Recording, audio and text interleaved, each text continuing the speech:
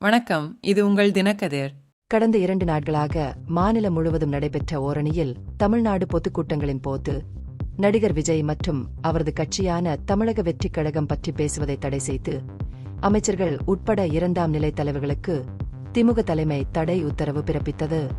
September 20 மற்றும் 21 ஆகிய தேதிகளில் கட்சியின் மாவட்ட பிரிவுகளால் நடத்தப்பட்ட இந்த கூட்டங்களுக்கு முன்னதாக கட்சி தலைமை நிர்வாகிகளுக்கு வாட்ஸ்அப்பில் செய்திகளை அனுப்பியதாக வட்டாரங்கள் தெரிவிக்கின்றன.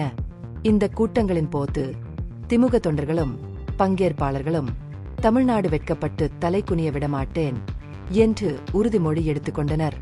காஞ்சிபுரம் தெற்கு மாவட்ட பிரிவில் நடைபெற்ற இதுபோன்ற ஒரு கூட்டத்தில் கைத்தறி மற்றும் ஜவுளித்துறை அமைச்சர் ஆர். காந்தி அவர்களை பற்றி டிவிகே பேச வேண்டாம் என்று எங்களுக்கு உத்தரவிடப்பட்டுள்ளது.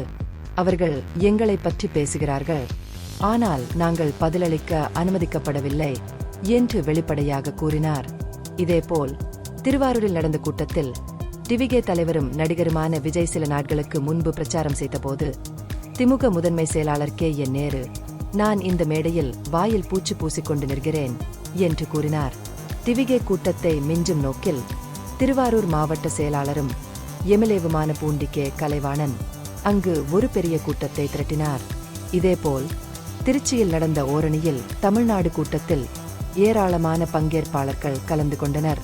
கட்சித் தலைவரும் முதலமைச்சருமான ஸ்டாலின் இந்த 2 கூட்டங்களின் புகைப்படங்களையும் தனது எக்ஸ் கணக்கில் பகிர்ந்து கொண்டு கடந்த 2 நாட்களாக 72 மாவட்ட அலகுகளில் மக்கள் உறுதிமொழி எடுக்க கூடியிருந்தனர். அவர்களுக்கு நான் மனமார்ந்த நன்றி கூறுகிறேன் என்று குறிப்பிட்டார். இந்த தடை உத்தரவு குறித்து கேட்டபோது கட்சி அமைப்பு செயலாளர் ஆர். எஸ். பாரதி, மாநில அரசின் சாதனைகள் மற்றும் மத்திய அரசால் ஏற்பட்ட பிரச்சினைகள் குறித்து மக்களுக்கு விளக்குவதில் எங்கள் கவனம் இருந்தது. மற்ற விஷயங்களை பற்றி பேசுவது கவனச்சிதறலாக இருக்கும்.